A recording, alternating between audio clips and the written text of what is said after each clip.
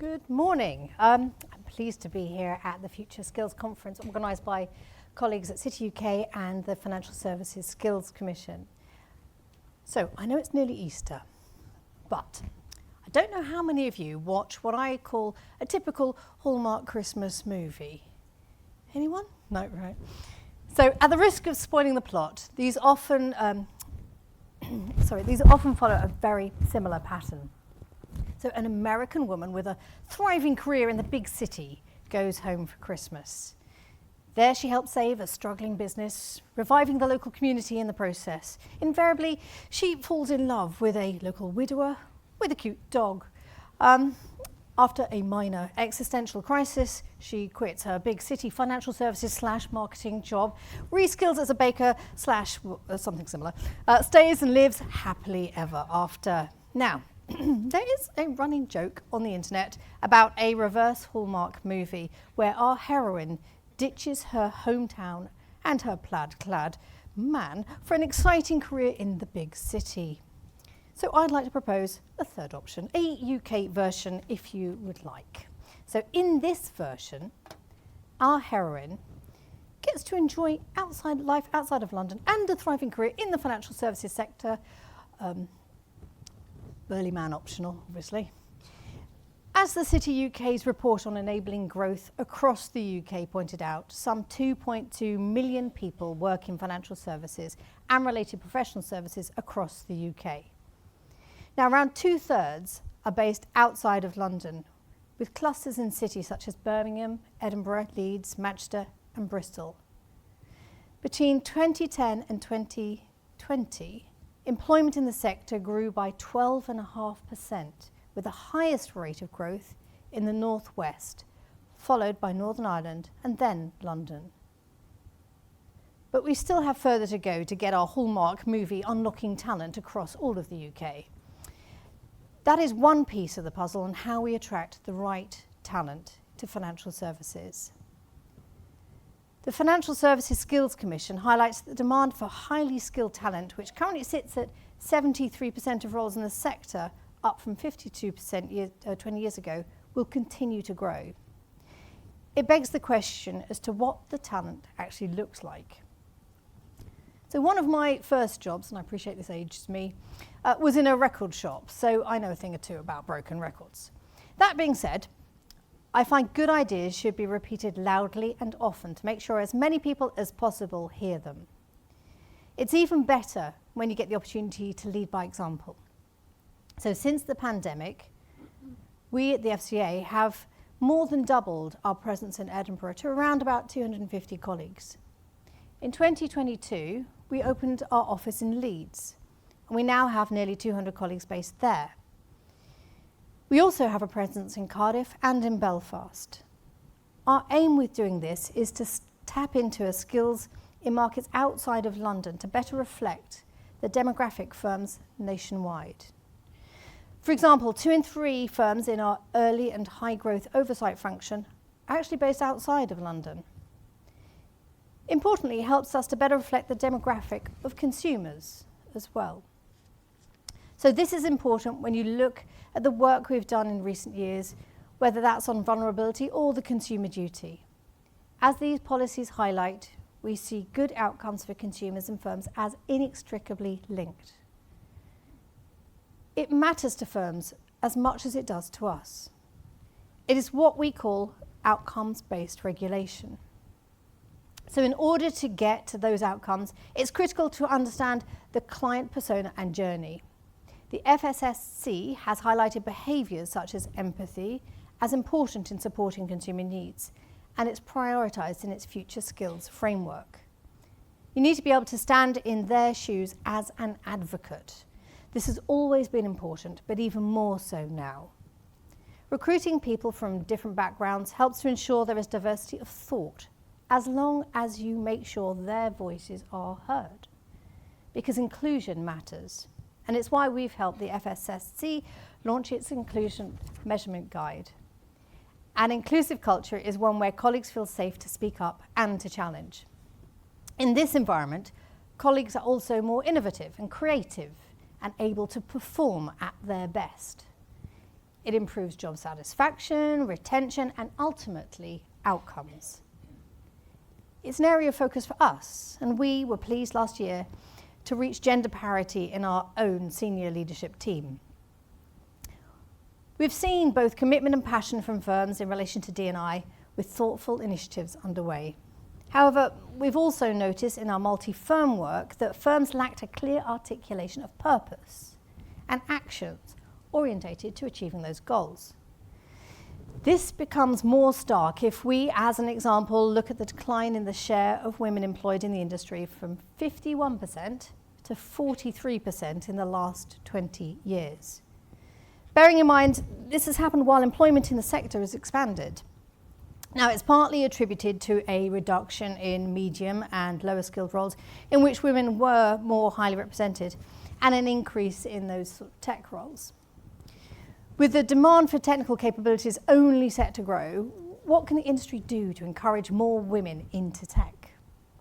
On top of this, financial services are facing challenges in attracting younger workers and retaining older employees. There are questions here about talent pipelines and, to some extent, how the industry is perceived by younger generations.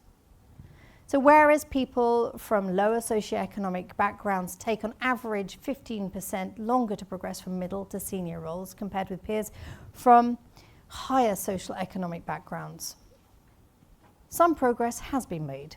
While the sector employs a relatively small proportion of workers from minority ethnic backgrounds, many of these are in professional or managerial roles. Financial services has the highest level of ethnic diversity amongst managers and directors at 19%, compared with an average of 11% for other sectors. That being said, there are marked differences between different ethnic groups.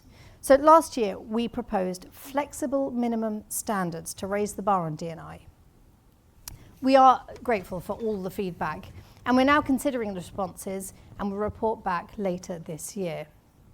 This, alongside work we've done in the past on culture, is one of the ways we are looking to support industry in ensuring that it attracts and retains talent.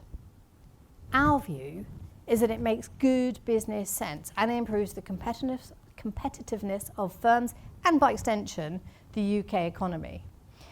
We also know there is no one-size-fits-all, nor would we want there to be.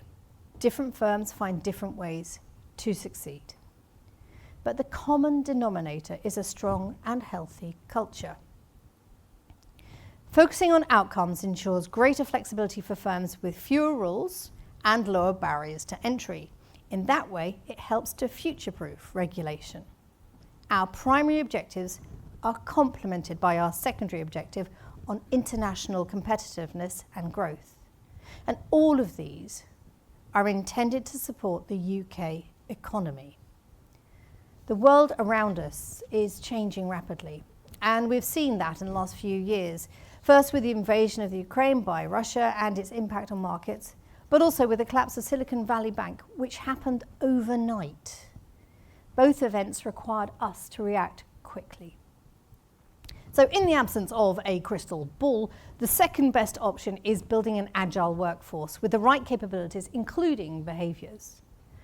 For us, these events, amongst other things, also drilled home the importance of being data savvy. We make no secret of the fact that we're shifting to become a data-led regulator. We're also investing in our technology platforms and in improving the user experience. To do that, we've looked to build our capabilities around technical literacy, digital skills, and data. It's one of the reasons why we sought to open offices in Leeds. There, we've been able to build a strong technology hub by tapping into the local talent pools, which are supported by educational institutions and tech startups who are also driving talent into that region. Now, this will only become more important. Take an example for cybersecurity space. Microsoft is currently shifting its focus from having passwords to biometrics and having these hashed onto assets to get increasingly sophisticated cyber attacks or to prevent them. The ability to understand and prepare for these sorts of changes is important, and for us, it's important to adapt early. It's also an area of growing focus as the conversations around AI, second person to mention it, intensify. This is a field where we see possibilities and are exploring these through 3 work streams. So the first is how it will impact us internally. This links to conversations around how AI will change jobs and how we adapt organisational culture and employee experience accordingly. Now, I've talked about agility in responding to events, but another factor of agility is finding ways to upskill the workforce as technology changes the way that we work. So we're currently using machine learning to support us in supervisory work and to make recommendations. So this includes the predictive tools. But ultimately, humans are still making the decisions. As we evolve to increase the use of large language models and generative AI, we are mindful of doing this securely with strong controls and governance, ensuring appropriate levels of human or technical validation. So we're not alone to be grappling with these sorts of questions, and what we do know is that it requires a highly skilled workforce. In this context, it's interesting to note that investment in skills has not kept pace with changing skills needs. In fact, research has found that at least 16% of the workforce in financial services needs upskilling. So this brings me on to the second strand, which is how consumers will react to AI. So this includes how we will make them aware of the risk they might be exposed to. Could we, for example, see an increase in bespoke or specific consumer markets? And how does that interplay with customer vulnerabilities? So reflecting on this, it becomes clearer that the question is not just one of technical capabilities, but also one that links into behaviours, the ability to stand in someone else's shoes. And third is in the policy space and the reliability of AI in providing content. This could extend to training, but how do we know the content is reliable? We only need to look at deepfakes to realise the potential impact of unreliable content. Ultimately, these questions boil down to the efficacy of using AI, ensuring appropriate guardrails and the appropriate adoption of it. So the importance of financial services to the UK economy is no secret. This is a sector that contributes £278 billion to the UK in 2022, and that's 12% of the economy, or £100 billion in tax revenue. The City UK estimates that the UK is the world's leading net exporter of financial services, with a trade surplus of £80.2 billion. And we attract the highest amount of FPS, foreign direct investment, or FDI, in Europe in 2022. More than £2 billion was invested in financial and professional services firms, creating almost 15,000 jobs. The number of UK fintechs is second only to the US, but 3 times more than Germany, France, and Singapore. In fact, in 2022, the UK remained the world's preferred regulatory regime for financial services. So to maintain our competitive edge, we need a continued focus on attracting and retaining the right talent, but also on how we upskill the existing workforce. Getting to that outcome requires collaboration across regulators, local and national policymakers, and firms. So we're pleased that the conversation on skills remains firmly on the agenda, but this needs to go hand in hand with action. For us, that means policy and supporting firms to get to the right outcomes. And it's not something that we can achieve on our own, so firms need to ask themselves, what are they doing, and if it is enough? Thank you very much.